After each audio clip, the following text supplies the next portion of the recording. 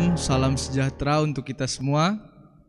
Pada saat ini saya akan membawakan sebuah renungan singkat yang saya beri judul Tinggal di Dalamnya.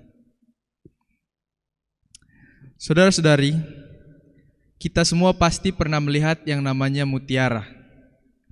Mutiara merupakan benda yang kecil, yang indah. Biasanya orang-orang menggunakan mutiara untuk perhiasan. Ada juga yang menggunakannya untuk menaruhnya di pakaian-pakaian mereka untuk menghiasi supaya terlihat lebih indah. Pada saat ini juga mutiara sering dijadikan bahan untuk kecantikan, untuk kosmetik-kosmetik. Mutiara kini sudah cukup langka keberadaannya. Kita bisa lihat dari bagaimana mutiara sekarang sudah cukup mahal harganya.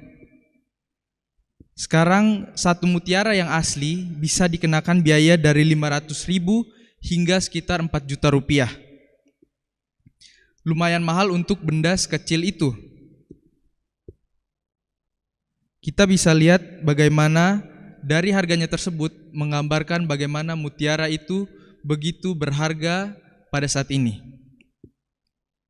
Tapi tahukah kita semua, saudara-saudari, bahwa berharga itu tidak serta-merta dia dapatkan dengan proses yang mudah.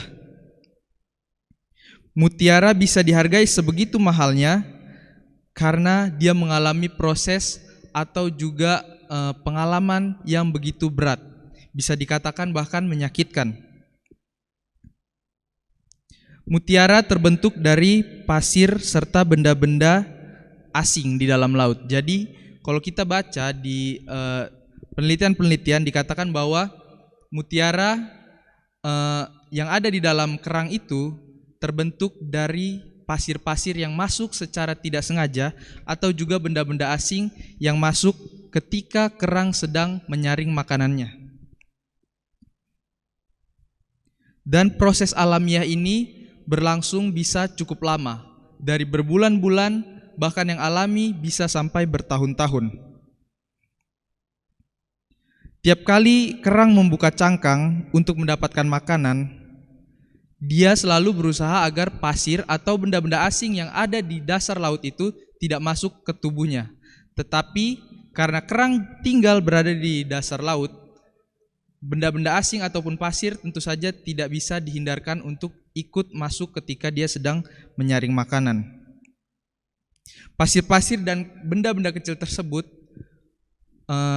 sangat memberikan proses yang begitu menyakitkan pada tubuh kerang.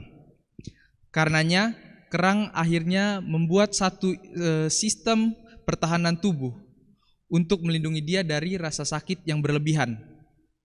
Kerang mengeluarkan sebuah cairan dan pada cairan tersebut membuat pasir-pasir yang tadinya kasar menjadi halus dan membentuk bola kecil yang kita sebut mutiara. Dan mutiara tersebut menjadi halus lama-kelamaan oleh cairan alami yang dikeluarkan oleh kerang tersebut. Dari pembentukan proses mutiara tersebut, kita bisa mempelajari bahwa itu adalah merupakan proses alamiah yang luar biasa. Bagaimana kita sebagai manusia juga sebenarnya perlu untuk senantiasa berada dan percaya kepada cangkang kita. Meskipun kita tahu sebagai manusia, terutama kita masih tinggal di dalam dunia ini, pasti tentu saja masalah-masalah yang kita alami, perkara-perkara yang kita alami tidak mudah. Dan itu pasti sama seperti kerang tadi, bisa menyakiti diri kita.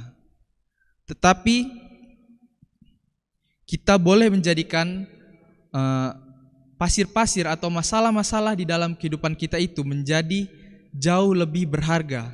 Bagaimana kita bisa menyaringnya dan kita bisa menjadikan itu sesuatu yang berharga. Kita jadikan pelajaran, bukan lagi kotoran atau pasir yang kita lihat tidak berharga tadi. Pasir layaknya masalah yang ada di kehidupan kita, yang menerpa kita. Kadang membuat kita kecewa, membuat kita sakit, atau membuat kita merasakan hal-hal negatif lainnya. Tetapi kembali lagi, kita harus berusaha untuk tetap berada pada cangkang kita, yaitu Tuhan Yesus Kristus. Dan kita akan bisa timbul seperti mutiara yang berharga tadi. Dan cairan yang berada di dalam mutiara bagaikan Roh Kudus yang senantiasa membantu kita dalam kehidupan kita. Bagaimana dia membantu kita dalam melewati masalah kita, bagaimana dia bisa memoles kita agar kita bisa menjadi lebih baik dari hari ke hari, dan masalah-masalah yang kita alami justru menjadi sesuatu yang berharga untuk kita. Ilustrasi dari kerang tersebut sama halnya dengan apa yang Tuhan Yesus katakan di dalam Yohanes 15 ayatnya yang pertama sampai ayat yang ke-8. Bagaimana di situ Tuhan Yesus menggambarkan dirinya sebagai pokok anggur. Dikatakan bahwa di dalam ayat 4, kita tidak dapat berbuah dari diri kita sendiri. Tuhan Yesus sendiri mengatakan bahwa dia adalah pokok anggur dan kita adalah ranting-rantingnya. Kita tidak bisa berbuah apabila kita hidup di luar daripada pokok anggur kita. Lalu juga di dalam Yesaya 25 ayatnya yang keempat. Saya akan bacakan di dalam Yesaya 25 ayat yang keempat. Dikatakan, sebab engkau menjadi tempat pengungsian bagi orang lemah, tempat pengungsian bagi orang miskin dalam kesesakannya, perlindungan terhadap angin ribut, naungan terhadap panas terik, sebab amarah orang-orang yang gagah sombong itu seperti angin ribut di musim dingin. Kata-kata yang ingin saya tekankan di sini adalah, yang menarik untuk saya adalah naungan terhadap panas terik. Bagaimana frasa ini dikatakan di dalam Yesaya 25 ayat 4. Yesus sebagai naungan dari panas terik. Kita bisa langsung terpikir akan kejadian atau pengalaman yang dialami oleh bangsa Israel. Ketika saat itu Tuhan menaungi mereka dengan memberikan mereka tiang awan menjadi naungan mereka. Yang berarti Yesus adalah pelindung mereka dari panas terik. Lalu juga itu berbicara tentang Tuhan Yesus yang menyertai umatnya dan melindungi kita dari mara bahaya, kematian, atau kematian kekal. Lalu juga konsep tinggal di dalam Yesus ini diajarkan di dalam 1 Yohanes 2 ayat 5 sampai 6, yang dikatakan bahwa hidup di dalam Yesus berarti mengenal Yesus, berarti memiliki sebuah hubungan yang dekat bersama Yesus.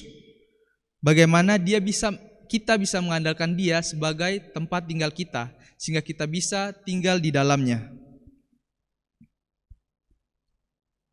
Dari ayat-ayat di atas, kita boleh beroleh kesimpulan, saudara-saudari.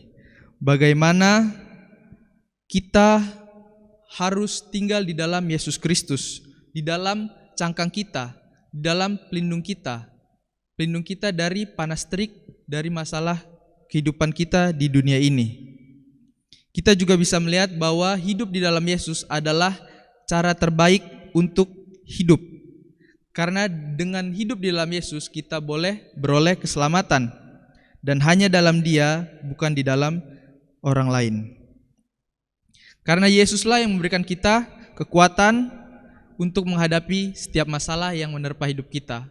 Bagaimana Roh Kudus juga membantu kita di dalam setiap kehidupan permasalahan, sehingga kembali kepada ilustrasi dari kerang tadi, bahwa kita bisa menjadikan segala sesuatu yang ada di dalam kehidupan kita itu sebagai satu yang berharga. Bukan lagi pasir yang menyakiti kita, melainkan menjadi sesuatu yang berharga untuk bekal kehidupan kita. Jadi marilah kita senantiasa berada di dalam pokok anggur kita. Kita berada pada cangkang pelindung kita, sehingga kita boleh bernaung dari panas teriknya masalah yang ada di dalam kehidupan kita. Shalom, Tuhan Yesus memberkati.